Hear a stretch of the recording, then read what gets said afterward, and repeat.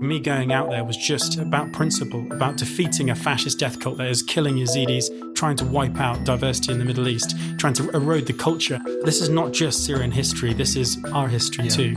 This is something that we can never get back. And these illiterate monsters, they are destroying everything that is great about being human, about humanity. Hello and welcome to the Brendan O'Neill Show with me, Brendan O'Neill. This is a podcast in which an esteemed guest joins me to talk about the big ideas, the bad ideas, the problems and the controversies of life in the early 21st century. In this episode, I am delighted to be joined by Macer Gifford, which is the adopted name of a Briton who went to fight with the Kurds against ISIS.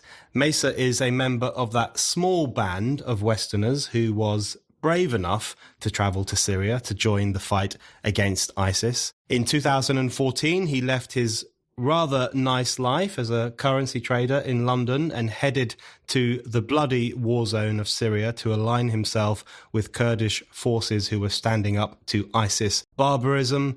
He has fought with the YPG, the Kurdish People's Protection Units, and he has said that he has been willing to die and kill in the fight against ISIS. He has fought alongside the Syrian Democratic Forces who have been at the forefront of the fight against ISIS tyranny in Syria. He is currently working to establish a medical aid charity to assist victims of the Syrian civil war. And he has also become a media figure. And in recent weeks, he has defended the British government's strong opposition to allowing ISIS brides, including Shamima Begum, to return to the UK. He recently said that Shamima should not set one single foot in the UK. He has described it as complete nonsense, the idea that she is a victim who was groomed into joining ISIS.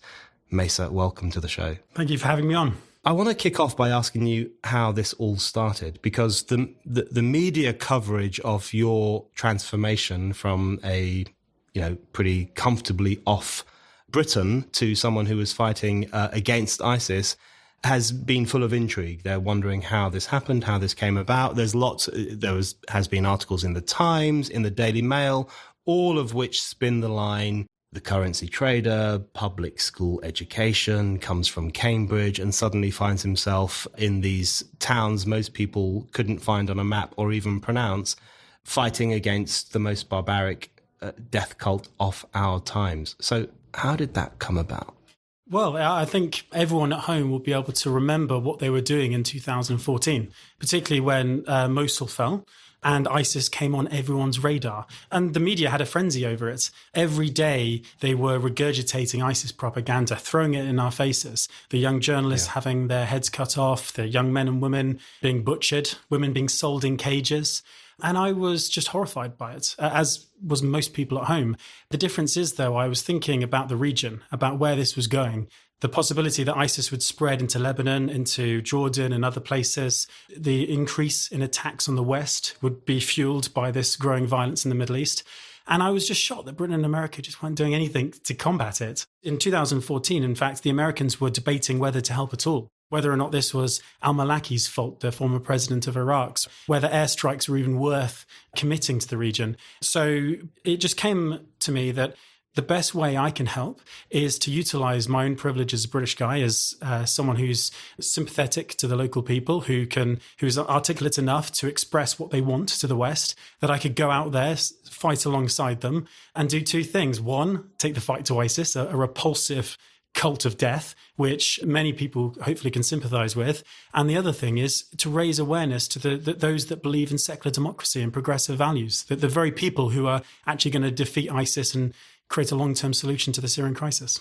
One thing that I've read in the coverage of your experience is that one of the key drivers behind your decision to go there was the genocide of the Yazidis, particularly around Sinjar, which I think was a very transformative moment, not only for you as an individual, but also for many people in the West who are thinking to themselves, even I found myself thinking this, and I'm not someone who supports Western military intervention overseas, but even I found myself thinking, why is there not more discussion and concern and action in relation to what seems to me to be a pretty straightforward act of barbarism against a fairly defenseless people. So one of the things I've read about you is that as part of your job, one of the things you had to do was read newspapers quite a lot. Mm-hmm. And so you were reading a lot of the stuff about what was happening in Syria and also what was happening to the Yazidi people.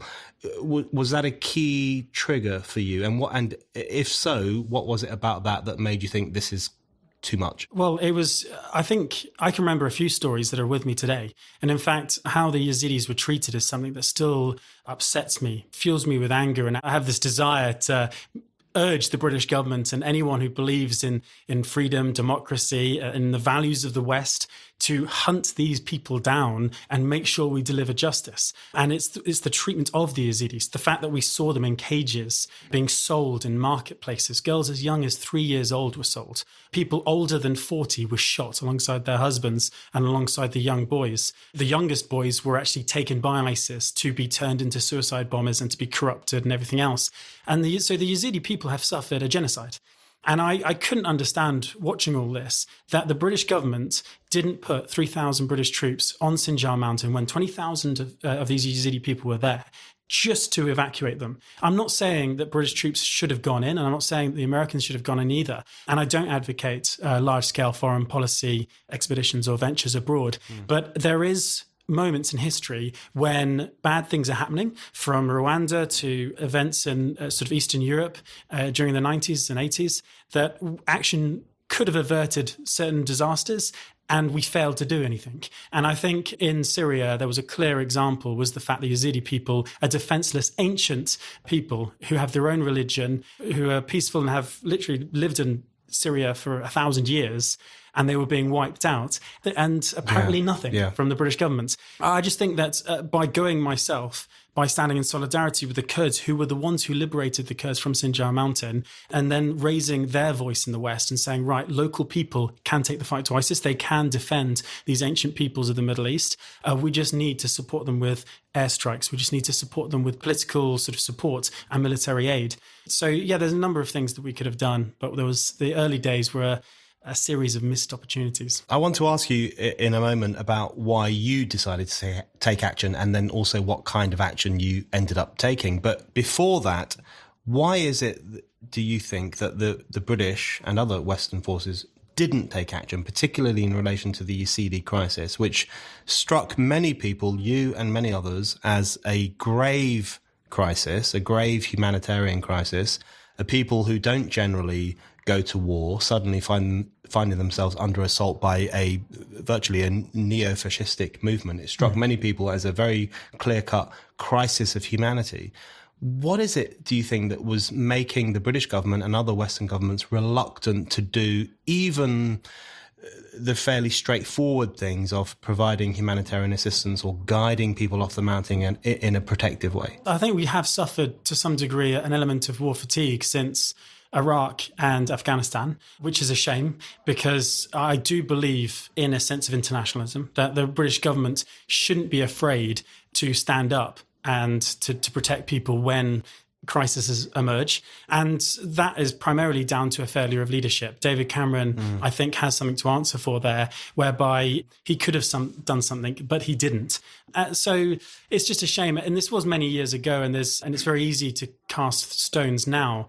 But I think one of the frustrating things is that it took so long, literally years, to start supporting the people who were the most successful against ISIS. So, and that is down to part David Cameron, but also much more importantly down to Obama, who in the early days started a program called the Train and Equip program with Turkey.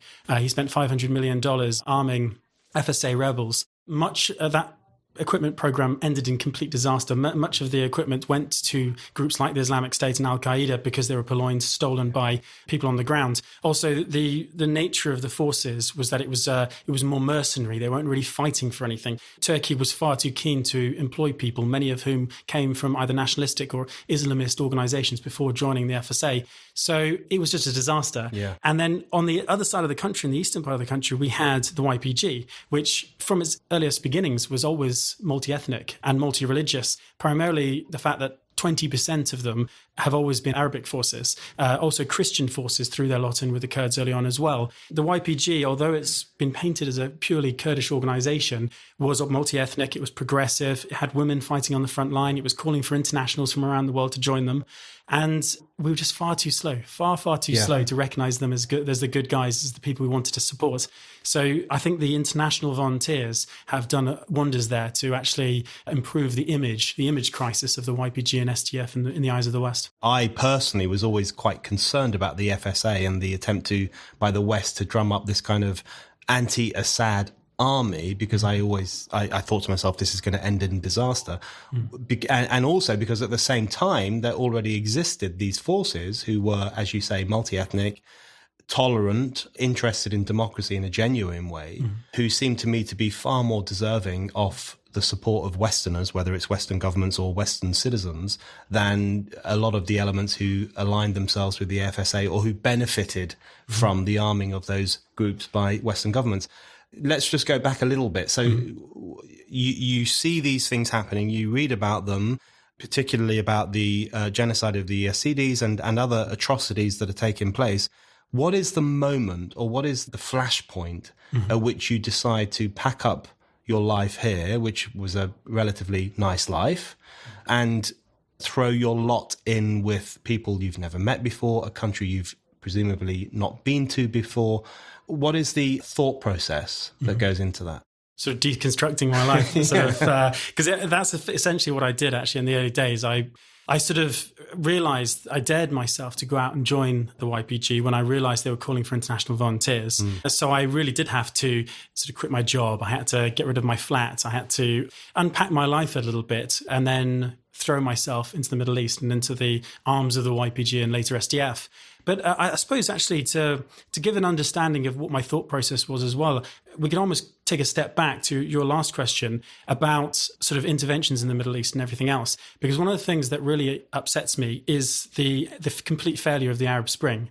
And what I mean by that is everyone took advantage. The Arab Spring was a burst of human energy. There were people coming out into the streets and saying, we want democracy, we want freedom and equality. There was uprisings from everywhere, from Libya to Syria and everything else. And obviously, when cracks appear in society, it's exploited. It's exploited by, fundamentally, and more recently, and more appropriately, ISIS and fundamentalists, extremists. They did exploit it to a huge degree and thrived because of the Arab Spring. But it was also exploited by the West as well, who saw an opportunity to bring down regimes, to start influencing people of the Middle East in their own way, which was a terrible mistake and caused much of the violence and sort of targeting Assad, throwing their lot in with the FSA without properly understanding who the FSA was, what they were fighting for and everything. So there was just fundamental geopolitical mistakes made by naive political leaders in the West. David Cameron was renowned for interfering with the Libyan crisis. There was a number of military guys said how he would sort of sit with his arms on the table, sort of movie-like, dictating and asking questions about where British assets were and how they were taking the fight to the Libyan forces. And I just think that he was unqualified to do that and didn't get the right advice early on. So there is a category of errors early on, all across the Middle East. And I've long been a fan of my politics, of the region, and I've worked for a number of years before I worked in the city for charitable organisations and political organisations around the world, most notably in Africa, really, less in the Middle East, but it gave me some experience. So by watching all of this happen and just thinking to myself, why isn't the voices of the local people emerging in the West in a really positive way? Why aren't we articulating their views? Instead of implanting American democracy on them, why don't we talk about what kind of democracy they want? Because it's like an ill-fitting glove. Half of the countries in the Middle East are artificially made. They aren't natural countries. Countries like Jordan are literally a fiction of imagination of our forebears 100 years ago during Sykes-Picot and others. So when you manufacture a nation, it's no wonder that dictatorships have thrived, because what you've seen is typically the tyranny of the minority, whether it's Saddam Hussein in Iraq, the Sunnis dominating the Shias, or whether it's the Alawites under Assad dominating the Sunni in Syria. So that's what's thrived because of history and everything else. But if you take American democracy and force it on those countries, what you tend to do is you make it tyranny of the majority against the minority. So, for example, in Iraq, we twisted it around. Saddam Hussein was a minority under the Sunnis who dominated the Shiites. Then, post-American independence, the Shiites dominated the Sunnis, which caused a lot of friction amongst the Sunni community, helped ISIS thrive and everything else. So it's clear that we've got to start fundamentally looking at the nature of the states in the Middle East in the first place, and what kind of democracy will make their countries thrive and be peaceful and actually have a bright future. One of the things, taking it back to Syria for a moment, one of the things that I admired about the YPG and what they advocated was literally devolution max, a sense of decentralization and federalization that meant that countries took power away from the state and gave it to the communities. So the Kurds have never argued for independence in Syria, for example. They've always said that we'll remain part of a Syrian state, but we want powers for how to educate our kids. We want to be able to learn Kurdish. We want to actually come up with policies and everything else that actually will benefit us as a people. There's so much to say about the politics in the Middle East, so I won't go too much into it. But witnessing all that and realizing that there is something that I can do, and that's to go out and articulate those points of view, suddenly meant that I started to research who are the people who are fighting ISIS, who weren't listed as terrorist organizations and that were supported by the West. And the YPG kept coming up. The fact that they had sort of feminism, they had real feminism, which is young women who are true equality, who are fighting on the front line, who are very much part of the system, where they even go so far as to have co-presidents for every single political and military position. They don't have one president for the Federation of Northeastern Syria now. They actually have a female and a male president. So all of these things are wonderful things, and it's something that I wanted to raise in the West. And I'm just very lucky that I bagged the winning horse, whereby I arrived in 2015. ISIS were no doubt winning at the time, but we took the fight to ISIS. I joined the YPG, I fought on the front line, and the Americans started to support them. And now I can sit here with you today talking about how the American and British-backed SDF is really doing great things in Syria. I actually think that's an incredibly useful overview of where politics in the Middle East is at and in the region more broadly. And I completely agree with you that the wasted opportunity of the Arab Spring, I think, is one of the most depressing human stories of recent years, because what you had were huge, vast numbers of people willing to take great risks to overthrow the largely post-war imposition of tyrannical regimes or at least kind of out-of-touch governments on them. But it was kind of treated in a quite ham-fisted way by Western observers and by Western interveners, who then kind of skewed these things in a problematic direction. I think Libya is actually a pretty good example of that, probably the most extreme example, where in keeping with the Arab Spring more broadly, you have a pretty solid uprising against the Gaddafi regime, but then it gets completely skewed by various other actors and forces getting involved to such an extent that Libya is now a disaster zone. And Islamists have a large amount of influence there. And I want to touch on some of that stuff with you in a moment, particularly on the question of the kind of made-up nature of Middle Eastern countries, in contrast, in fact, with Kurdistan, which, on the other hand, is a pretty real nation, but doesn't have a physical manifestation in the global sphere. But we'll come on to that in a second. You talked there about being someone who fought on the front line of one of the more successful expressions of Middle Eastern rebellion, which is the YPG and the Kurdish desire to assert themselves against this kind of barbaric death cult, which was spreading through Iraq to begin with, and then Syria too. On this podcast, we don't often talk to people who've fought on the front line against Syria. So if you will allow us to ask a couple of questions about that. Of course. To what extent did you throw yourself into that frontline activity? And what was it like being there in the kind of fire zone of the war against ISIS?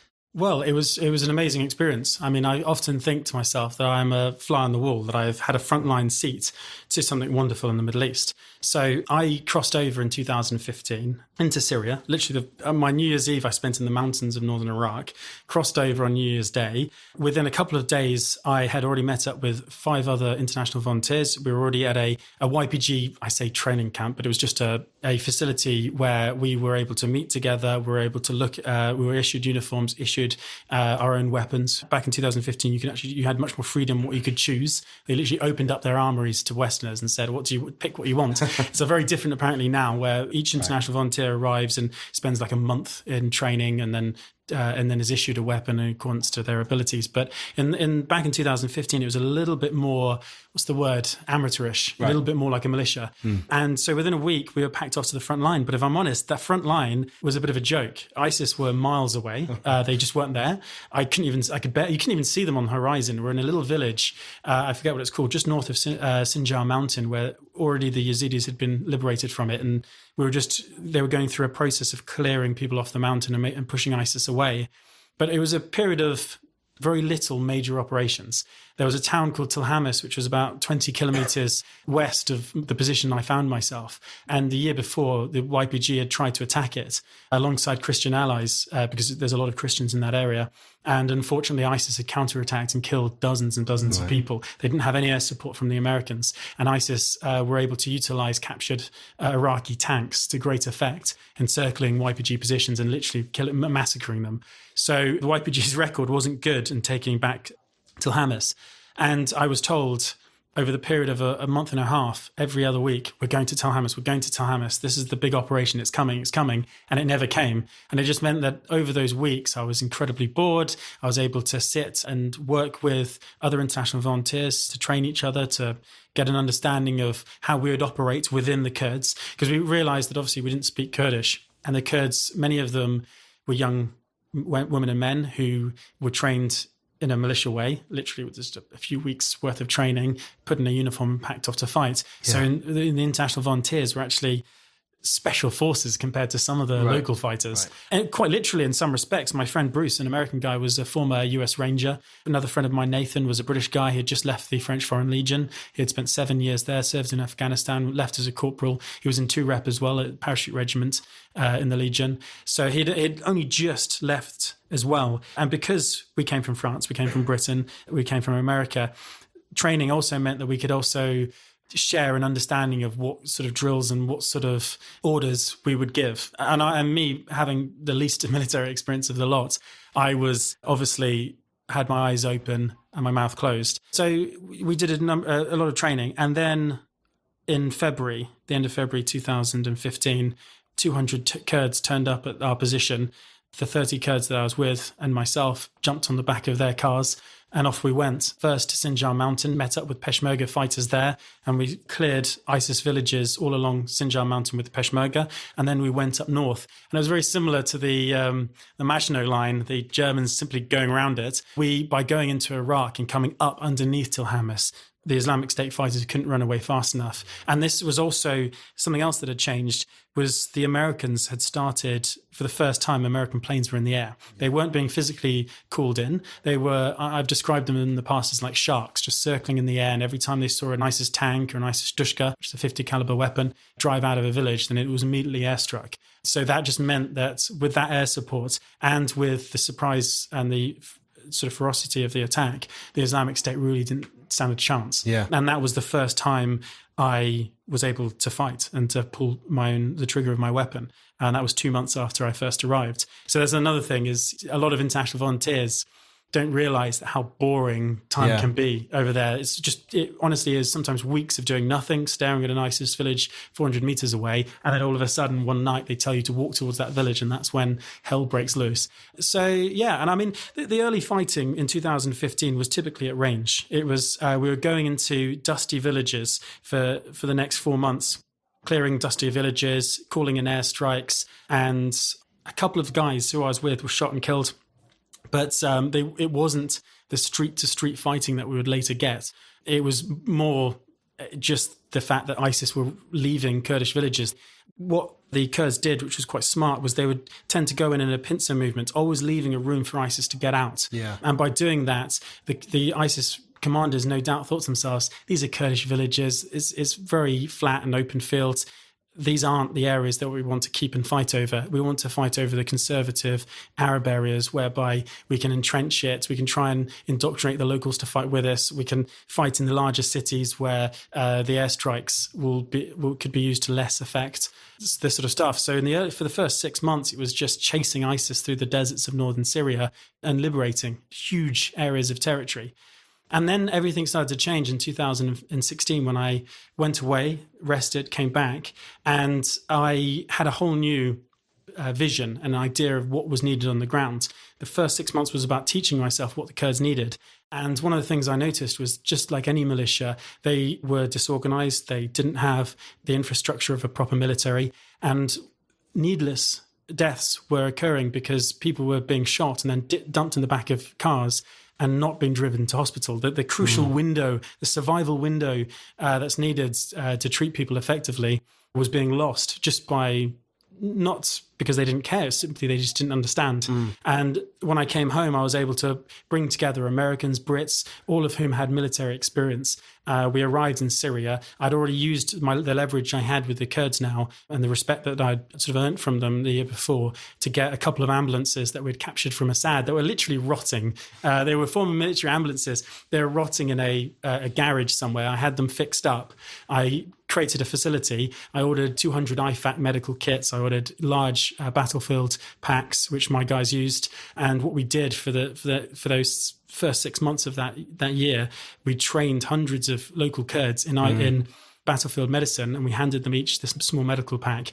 And then we also, whenever there was an operation, we were able to go to the front line and bring people behind back and get them treated. So it was suddenly I felt myself helping in a much more positive and real way. As I said, hundreds of Kurds got crucial battlefield training. And I think that came at the perfect time because we went on operations in places like Shadadi and people were triggering IEDs, and it was just incredible and both heart-wrenching and soul-destroying to be called forward, to jump in your car, to race into a village where fighting is still ongoing, to be running through buildings to get to the injured casualty who's sometimes missing a leg, sometimes missing a head, and we're just evacuating a dead body, and to get them out of that environment and back home. But it's also amazing to see how the Kurdish commanders were treating us. Yeah. They could see that international volunteers were doing genuinely good work and were saving their lives. So the goodwill just increased massively over that time period. Then things started to change, though, because as the Kurds crossed the Euphrates and entered Manbij at the end of my second trip, suddenly I'd already left my medical unit. I had actually applied to join a different unit. My unit went there, treated something like 200 casualties in 1 month. I went off and fought on the front line in Manbij, treating people directly and then sending them back to the ambulances. And hundreds died. Hundreds and hundreds of Kurds died because the fighting just became more aggressive. The Islamic State realized that by taking Manbij, the Kurds were closing off the border with Turkey, and that meant no more supplies, no more foreign fighters would be coming to Raqqa anytime soon. So there was no chance for them to take that window anymore. They were going to fight to the death. But then my final year, I went to Raqqa, and that's when things really started to change. You're listening to The Brendan O'Neill Show. If you like this podcast and Spike's other podcasts, and also the articles and essays that Spiked publishes every day, please think about giving us a donation. Spike's content is free, and we want to keep it free, and donations really help us to do that. Head over to Spike's donation page now at www.spiked-online.com. I want to ask you about Raqqa because that's like the great showdown, and then you have obviously Baghouz, which is like the final showdown. But one thing I wanted to ask you in relation to what you've just said is, and I think your contribution of the kind of medical focus for people who are on the front line and who need to treat their wounded soldiers incredibly seriously is an incredible contribution to have made to that part of the world and to the Kurdish people. But in relation to what you said, would it be fair to say that the thing that drove you to Syria was a desire to take the fight to ISIS, but the thing that kind of kept you there or keeps you interested in it is a desire to assist the Kurdish people, or is there a mix between those two things? A mix between, I think. Right. I think in the first instance, to fight ISIS. I also, from day one, with growing determination, wanted to raise awareness for those local forces. I can remember on the very first day, a guy called General Maslam, he is actually currently the leader of the SDF. Back then, he was just a YPG commander. He was the very first commander I met in Syria. And on that first day, I said to him, look, I'm going to be, as an international volunteer, I'm one of the least experienced. I spent a few days in the Territorial Army. I was in the cadets at school, but we're talking nowhere near like a former soldier. And if I'm going to help you guys at all, it'll be through raising awareness. It'll be, and I want to fight through solidarity. And I don't mean to romanticize it at all, but with a sense of internationalism, akin to the American Eagles during the Second World War, who joined the RAF before the Americans joined in, or indeed even the internationalists that went to Spain to fight against Franco. So there's already a rich history of internationalists fighting for worthy causes. So me going out there was just about principle, about defeating a fascist death cult that is killing Yazidis, just trying to wipe out diversity in the Middle East, trying to erode the culture. And I don't mean to go off on one. This is one of the things that is like a knife in my heart, is the eradication of ancient symbols of Babylonia, Palmyra, the blowing up of the Temple of Baal. This is not just Syrian history. This is our history too. This is something that we can never get back. And by these illiterate monsters who have no appreciation for the beauty of this history, who are doing all they can to eradicate it and destroy it, they are destroying everything that is great about being human, about humanity. And these are some of my core values. I often don't speak like this because I don't like to equalize or talk too much about the erosion of the culture and the history when so many people have died, because it seems a little insensitive. But still, it's one of the major things that drove me out there. And I actually think there's a lot of crossover. I mean, of course, the destruction of a human life is always going to be worse, even than the destruction of a temple that's been there for 2,000 years. Absolutely. That's the value we attach to human life. But I think one of the most graphic illustrations of ISIS's neo-fascistic tendencies and their profound misanthropy is not even strong enough a word, was precisely their destruction of places like Palmyra and other places, which they did in an incredibly showy way. Look at us destroying centuries of human tradition and human advance and human progress and human ideas.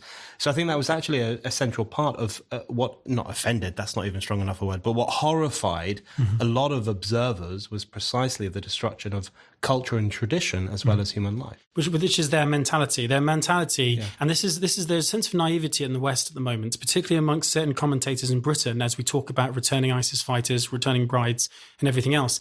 They fundamentally misunderstand or just simply don't understand what ISIS is and what it stands for. It is quite literally a death cult. It believes that it is bringing about the end of days. If you listen to their slogans, the fact that we love death as much as you love life, we will be in Rome soon. They bring up a lot of historical and biblical or Quranic influences for what they do. And there's a certain mentality amongst ISIS fighters that even any human in the West, any normal, decent human being, can barely get their head around. And what it is that the reason they can justify decapitating small children, decapitating even innocent people, it doesn't matter to them, is that if they kill an infidel or if they kill an innocent person, it doesn't matter. The innocent person will go to heaven anyway. They're actually almost doing them a favor. Literally no one is safe, whether you're Muslim, whether you're a Christian or whatever. If you're against ISIS, they will eradicate you. They will destroy everything about you, your culture. They will enslave your women. They will kill you at the very least. And they will quite literally also strap suicide devices onto their own children and send them forward. This is the depth of depravity that these people suffer. And the idea that people who go from the West, who may have had difficult childhoods, they may have been young when they went, they may have had psychological problems, but to say that they've joined this death cult and that they've had 4 years of military and ideological training, that they are in any way less dangerous before they went out, is so incredibly naive. So everything about what they've tried to build in Syria, to the destruction of the heritage, to the treatment of the local people and their own people, tells you that these people, they are there to destroy everything that makes us the West and makes us good and makes us believe in democracy, equality, fairness and progressive values and everything that we hold dear. So we had to treat them with extreme caution. Yes, and extreme prejudice too in terms of the war against them. I agree with all of that, and actually that's very useful because I want to shift the discussion on slightly to the question of the West and its reluctance in some cases, in my view, to condemn ISIS in the way it ought to be condemned, or to take action against ISIS in the way it sometimes deserves to have action taken against it. So you say, I think that's a very apt comparison between individuals like you and other Westerners who went to join the Kurds or the SDF in the fight against ISIS, the comparison of those people with the international brigades who went to join the Spanish people who were fighting against Franco. I think that's actually probably the best comparison. The difference, of course, is that Western leftists, or whatever we want to call them, Western liberals, Western leftists, romanticize the international brigades who went to Spain, justifiably so. They were very brave individuals, but always seem a bit more cagey and reluctant about validating the individuals who went to join the Kurds and other forces against ISIS. There's a disparity there. I wonder, does it point to a possibility that there are some Westerners, Western leftists, Western observers, Western commentators, who for some reason are a bit iffy about condemning ISIS in the way that you and I might condemn ISIS? I think there's been a fundamental shift in the left and its values and the direction that it's going. Even a friend of mine, David Graeber, a really good anarchist professor at the London School of Economics, he's written about his just despair at the lack of solidarity amongst the left.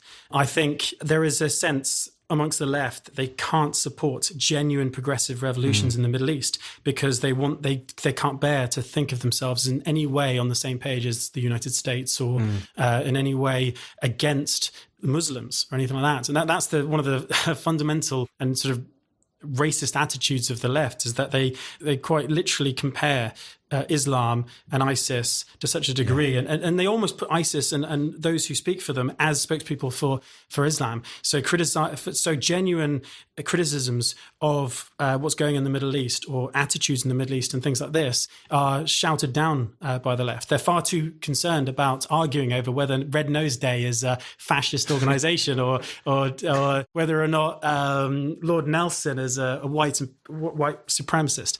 While the left rips itself apart and debates really vacuous and empty and self-serving policies and endeavors, what's going on in the Middle East, which is genuinely a feminist revolution, which is, it's not American imposed. What's American imposed is the state that emerged in Iraq and the subsequent breakdown in order and peace in Iraq. What's genuinely from the region is democratic confederalism, is what the Kurds are fighting for, the SDF. These are local people who are saying, actually, we want feminism. We want women equal in society in the most conservative region in the world. We want women to take a very equal say in the future of the region. There's nothing not to support, basically. And the fact that they are so silent in the West is completely beyond me.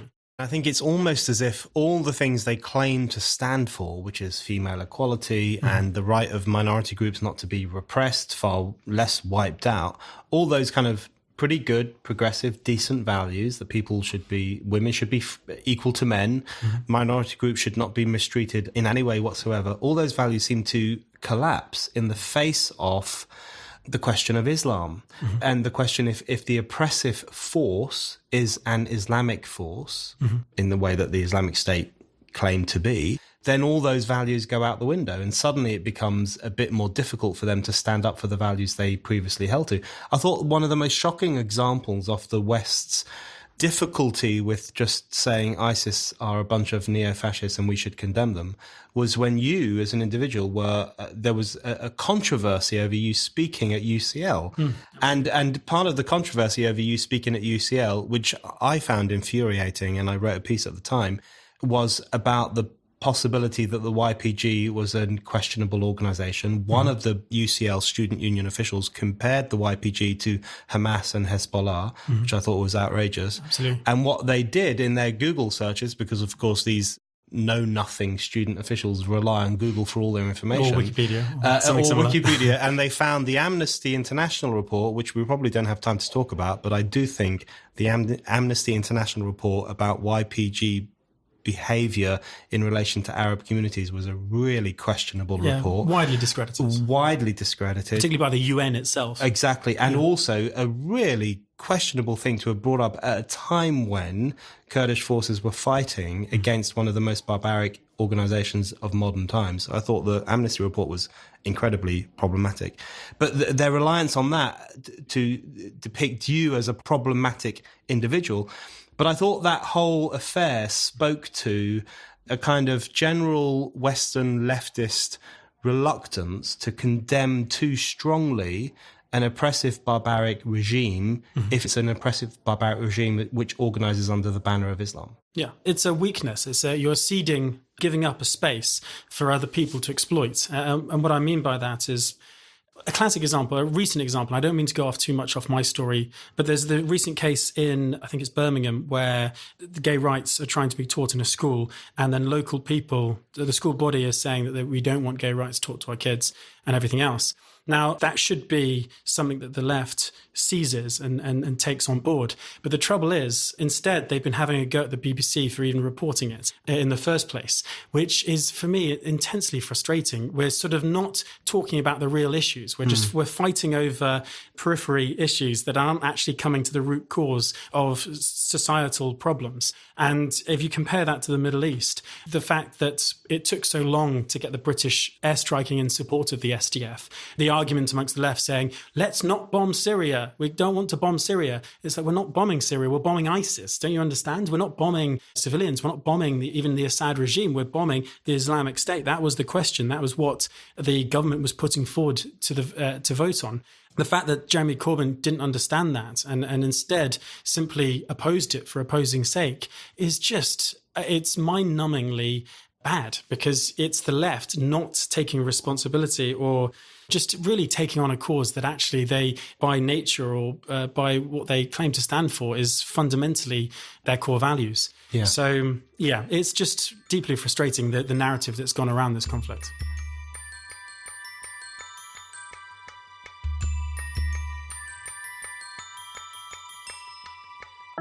You're listening to The Brendan O'Neill Show. Subscribe now so that you never miss an episode.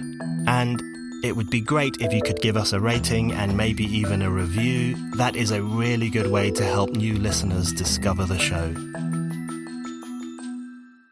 I'm incredibly skeptical about Western intervention overseas, and a large part of that, from my personal perspective, comes from, firstly, the bombing of Yugoslavia in 1999 under Tony Blair, which I think caused a huge number of problems in that part of the world, but also the Iraq war, the Afghanistan intervention post 9/11, all these things which I think stored up a lot of problems, including creating the space for the rise of Islamist groups, which I think are incredibly problematic. But I think amongst some leftists or ostensible leftists, that principle becomes so rigid and so knee-jerk in some ways that they don't allow themselves the possibility that there is a discussion to be had about assisting different groups around the world, and to compare what I would consider to be the incredibly ham-fisted, disorganized, destructive intervention in Iraq in 2003, which I say as someone who was implacably opposed to the Saddam Hussein regime, to compare that to some of the suggestions that were being made in 2014, 2015, 2016, that the West ought to act in some way to protect the Yazidis or to assist the Kurds. That comparison doesn't really work. I do believe that we have a sense of responsibility, that we should intervene militarily, diplomatically, and in any other way, any other means that is available to us in certain circumstances. I think one of the great failures of the past is that we've tried to exploit situations, as we mentioned before about Libya and the Arab Spring, and we haven't really seen it through to the end. I think, for example, Obama pulling out the troops out of Iraq was too soon. The decision to, even in the first place, the invasion and the subsequent planning after the invasion just wasn't well thought out. And if you are going to intervene in a military way, or if you're going to intervene in the sovereign affairs of another country, then it has to be all in. It can't be sort of dipping in and then getting out again very quickly, or not spending enough money and everything else. That's one of the greatest fears that I have for Syria, that we could actually get the Americans supporting the SDF, defeat the Islamic State, only for the Americans to pull out and then watch the whole thing fall to pieces again. There's just a way of doing things that I think our political system is not particularly well built for. Politicians are only in power for a certain time period. And many of these issues, if we are to intervene in them, will take many, many years to see through. So with multiple opinions and different political opinions all pulling foreign policy in different directions, it just means that large-scale interventions like Iraq and everything else are almost destined for failure. One of the things that's quite good about what's happened in Syria is that we've really sort of rewrote the rule book.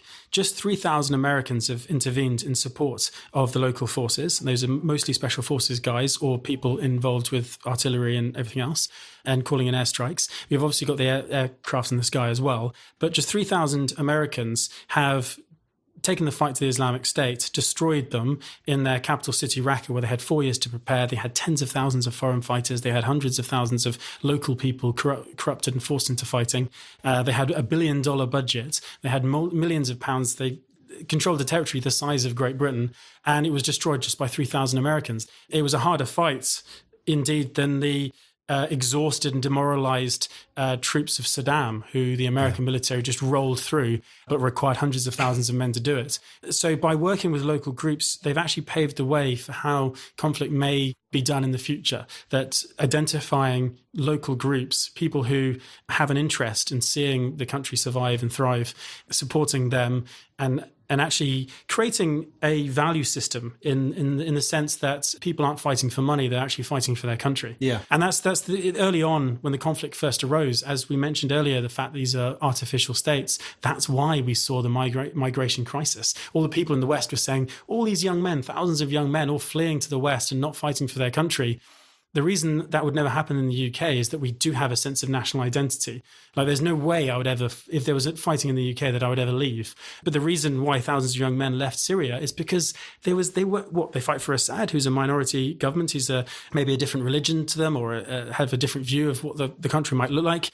They've seen the barbarity of ISIS. They've seen the FSA crumble and be corrupted by Islamist jihadis. And if you've got nothing to fight for, then that's why you flee. So it's just understanding the causes of the problems and getting to the root causes of them. And that's the problem with the West, is we're far more concerned about throwing money at Turkey and Jordan to deal with the migrant crisis rather than actually throwing the money at ground forces to defeat ISIS, who are causing the migrant crisis.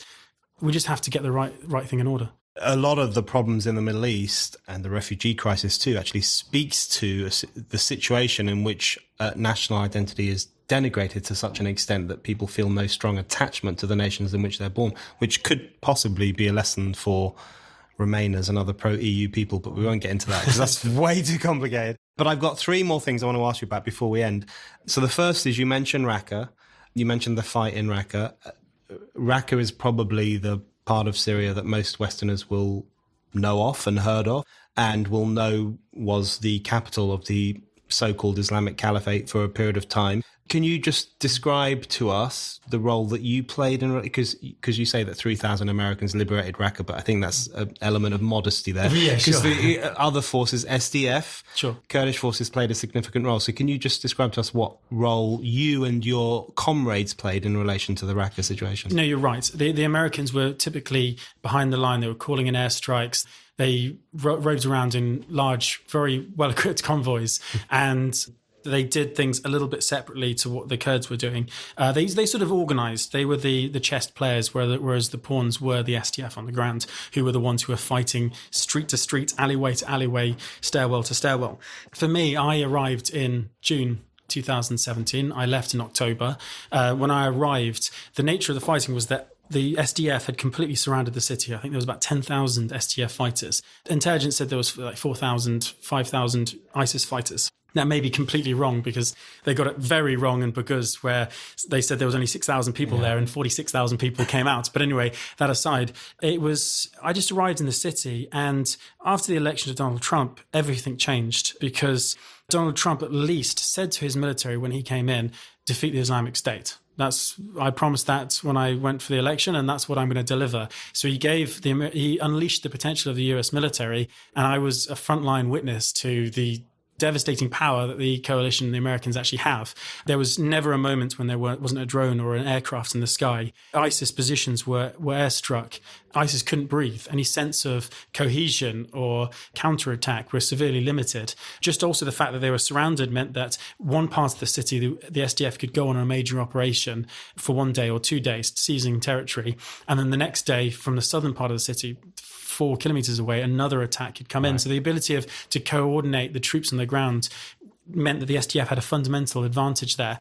And it also meant, for me as a witness to it, as a fighter on the ground, it meant that I arrived, I would go on an operation for a couple of weeks, and then I'd sit on the front line enduring sniper fire and mortars for a couple of weeks before then going forward again. And the fighting was typically at night. We'd leave our position, 20, 30 people. We'd go down a road, literally get further and further into the city and just endure the terrible amount of IEDs, the sniper fire.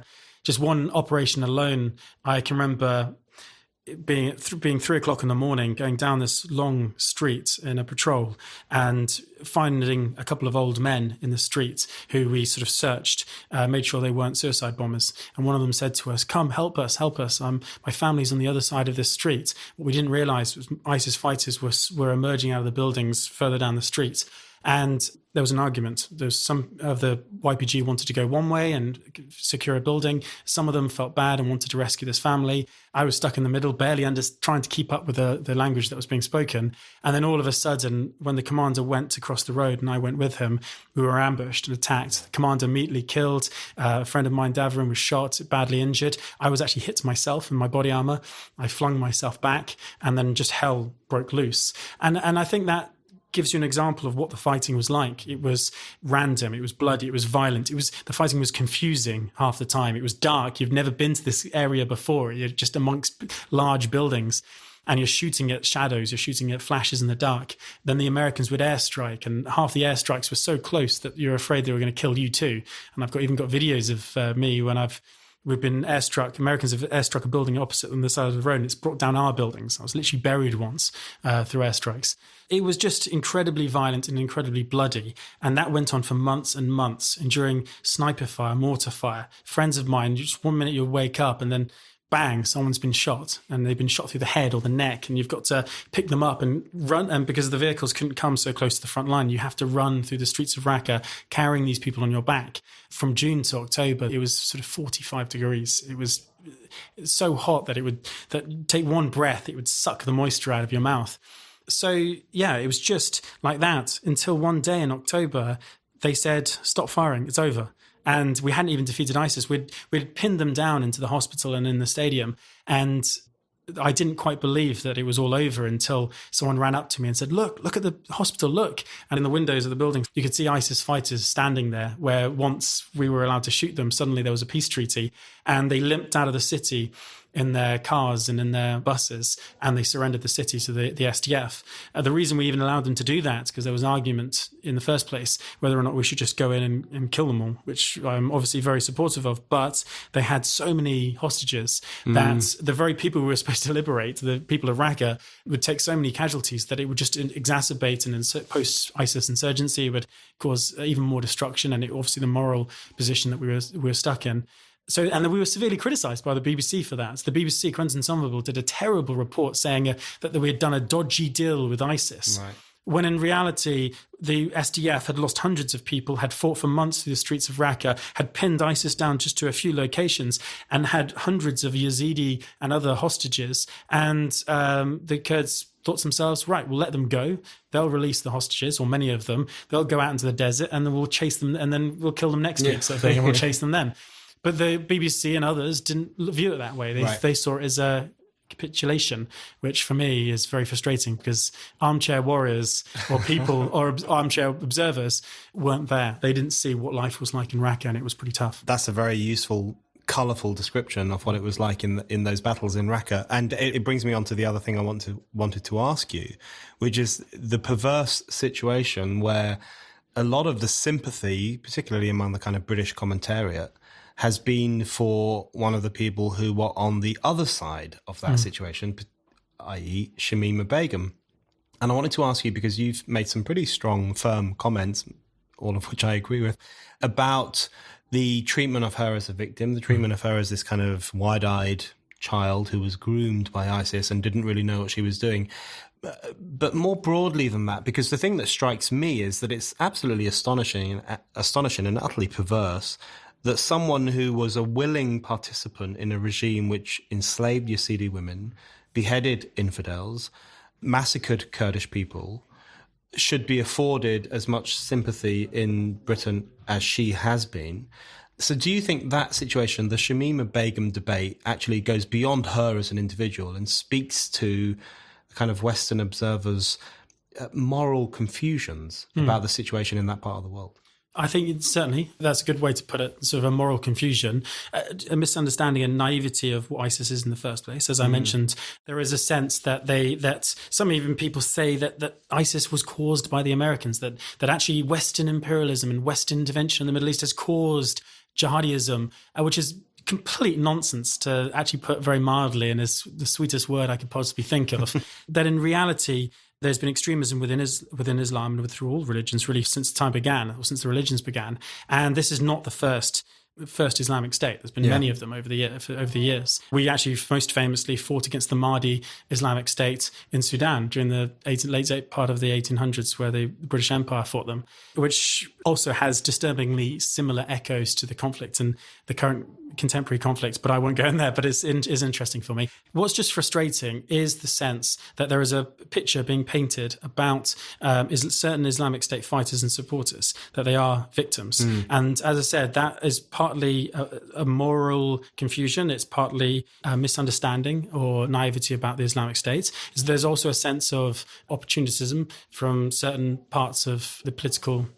So people just trying to, it's point scoring, essentially. People who have said absolutely nothing about the butchering of the Yazidi people, have said nothing about the fight against ISIS, have just completely ignored it. And then suddenly when a young girl has joined ISIS and wants to return home and the British government strips her of citizenship, suddenly that's like a human rights abuse, and they're very interested in it. And it's just frustrating for me, as someone who's been involved from the very beginning, who's been campaigning, fighting on the front line for years and years and years, and calling for things, and trying to get the attention of these people as well, to be messaging them on social media and via email, encouraging them to speak out and work with us, and getting no response, and then only for them to come out with things that are actually quite damaging to us. The problem is that the Islamic State was a highly militaristic state. Everyone, from women to men to even children, were indoctrinated and taught military techniques. Children were seen frequently on the front line, including women fighters too. So there is a sense of naivety when people say, they joined the Islamic State, but they did nothing while they were there, and it was an accident, they shouldn't have gone. These people have been well versed by ISIS. They've been told by ISIS that you cannot, now we've been defeated, you cannot hide in Syria. You have to return home if you want to survive, because if you stay here, you'll be hunted down and either killed or captured. So get back to the West, claim that you made a terrible mistake in going in the first place, and then restart the network. Start talking to people again. Let's start fighting for the Islamic State again. It doesn't have to be straight away, and it doesn't have to be in a military way. It just has to be via creating networks and everything else. So even inviting them back, we have to say to ourselves, we only have to be unlucky once. There are 40 British ISIS fighters that I know of who want to come back to the UK. And even if 90% of them did make a mistake or actually just want to have peace now, they've had their fill of violence. They've done what they wanted to do in Syria. They want to come back now, have a slap on the wrist and get back into the community, and they may not do anything else. But even if 1 in 10 of them decides to take a knife into a school, or to build that bomb and go on the underground, or indeed do anything else, why risk it? What do we owe them? Those who tore up their passports, betrayed their country, went to fight for a terror organization that raped and murdered people. Why should we in Britain welcome them back? And particularly in the state that Britain is in at the moment, in terms of just the fact that they haven't got proper legislation. Just 1 in 10 Islamic State fighters who have returned have faced court. They don't have a clear plan for returning jihadi fighters. So until the British government wakes up, develops a backbone and decides to come up with real solutions or real laws that are going to keep people safe in the UK, why the hell should we get Islamic State fighters back? It strikes me as if a huge number of Brits had gone off to fight with Nazi Germany, which some did, of course, and after the war, it was like, bring them back into the community, it's all fine. You think, They were young when they went. They were naive. They were had naive. mental problems. They didn't know what they were doing. I've got one more question, and I think your description of the idea that the West is to blame for ISIS is very well put. And the phrase I sometimes use is Western intervention helped to create the space for the rise of ISIS, because I do think there is a relationship between those two things. But I'm completely on your side in relation to that idea that the West created ISIS, which I think is not only wrong, but also there's this kind of racialized component, as if, brown people in the Middle East or Westerners who join them can't possibly be evil on their own. They have to have been created by the all-powerful Western governments and Western forces. I find that an incredibly questionable argument. Completely removes the agency from ISIS itself, which is an agency of evil and immorality, and suggests that they are simply the creation of people more powerful than them. So I find that a very problematic argument. The final question, which is far too big a question to answer, but I'll try anyway, is in relation to the Kurds more broadly, because one of the things that concerns me about the Kurds, Spiked is a big supporter of the idea of Kurdistan and Kurdish independence and Rojava and the kind of democratic experiments that you alluded to earlier, where Kurdish people, unlike many other groups in the Middle East, are experimenting with democracy and control and so on. That's all to the good, and I think that's all great. The thing that concerns me is that the Kurdish forces and the Kurdish people, largely out of necessity, find themselves reliant on Western support and Western intervention and Western patronage to a certain extent. But history tells us that the West is quite adept at stabbing the Kurds in the back. And right now, at the moment, as we're speaking, not only do you have Turkey lined up against the Kurds, which is fairly typical, not only do you have the Assad government worried about the Kurds and the Iranians worried about the Kurds in Syria because of the impact it will have on the Iranian Kurdish community, but you also have NATO itself around Rojava and other regions worrying about what will become of these autonomous regions after the conflict is resolved and after everything has gone back to a relatively peaceful situation. So my question, I guess, is how do Kurds strike that balance between looking for support from the West, which they absolutely need, while also recognizing that they need to use their own resources if they're going to win those kind of rights to independence that they should have? Yeah, well, it's difficult because the Kurds are incredibly fractured. One of the things I've always said to the Syrian Kurds is that you should only ever bring to the West solutions. Don't ever become a problem because you've already got too many enemies to put yourself in that predicament. And when it comes to southern Kurdistan, so the Peshmerga, the people in northern Iraq who have got the most independence of all the Kurdish regions, they have fundamentally let themselves down over the past 10 years. They've built a system which is intensely reliant on both American handouts and also from corruption, quite essentially. Money that comes from Baghdad, that comes from the oil, that is pumped out of Kurdistan and other parts of Iraq, that gets to the autonomous region of Iraq, is dished out amongst a couple of certain families and tribes. So there is a question whether the Kurds in that region even deserve independence in the first place. I'm so angry with the Kurds in that respect that there is an element in me that says, no, if you want to earn your independence, show the West, show us that you actually deserve independence in the first place. You've built no cultural institutions. You haven't built a democracy. You haven't built a fair and open society that warrants me to support you in certain ways. And I mean, that's down to a certain corrupt part of the government. When it comes to the wider Kurdish population, obviously I'm intensely sympathetic. And as you know, any Westerner can visit Kurdish areas and will be astounded by how friendly and how progressive the people are there, how wonderful they are, and how much they do deserve to have their own homeland. But there are fundamental questions that need to be answered amongst the Kurds themselves. The fact that they are disorganized and there is very little unity between political parties. That aside, I think what the best thing the Kurds can do at the moment is they have, not exploited, that's the wrong word, but history has benefited them in the sense that the fact that they weren't independent 100 years ago, that there wasn't a greater Kurdistan. There are 50 million Kurds who have their own language, culture and history. The fact that they were deprived of their own nationhood in the first place was just a terrible error and a wrong on them. Since then, they have suffered, and that their greatest weakness has been their disunity and the fact that they haven't been able to build a coherent strategy on how they can create a nation. So I hope that they do that, and that I hope that they work more closely together. And I hope their ideas start to gain more ground in the West, because one of the things that's great about the Kurdish people is that they have thrown themselves in with progressive values like feminism, or at least equality, within society. They have decided that democracy and secular values are the way forward for all parts of Kurdistan, and regardless of which party you're in. So with that view, I see the Kurdish movement as almost like a renaissance, a spark of something that quite wonderful right in the middle of the Middle East, whereby Europe, before the Renaissance, we had the Dark Ages, we had governments dominated by religion and everything else. After the Renaissance, after the Enlightenment, we moved into a new era for Western civilization that built wonderful buildings and introduced lovely art and everything else, and wonderful literature. If the Kurds have sparked something in the middle of Syria that actually could gain a little bit more ground amongst other Arab states, then something could change in the next 50 years or so for the Middle East. Because if they don't, if the Middle East sinks even further, the danger is that the Middle East will descend into a dark age, whereby what I mean by that is as time goes on and we need oil less because of the spread of the internet and everything else, sort of certain regressive ideologies that are overriding cultures and overriding free speech and everything else in the Middle East, if they take root, then the Middle East could be completely lost to us. But if we support groups like the SDF, who actually believe in feminism, equality, secularism, everything else, then actually the opposite could be true. So the future of the Middle East could be actually quite bright. Macer Gifford, thank you very much. Thank you.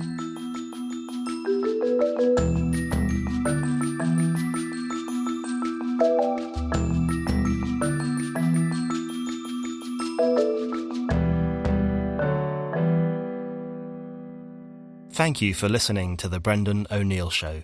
We'll be back with another guest and more discussion. Don't forget to subscribe, and in the meantime, keep reading Spiked at www.spiked-online.com.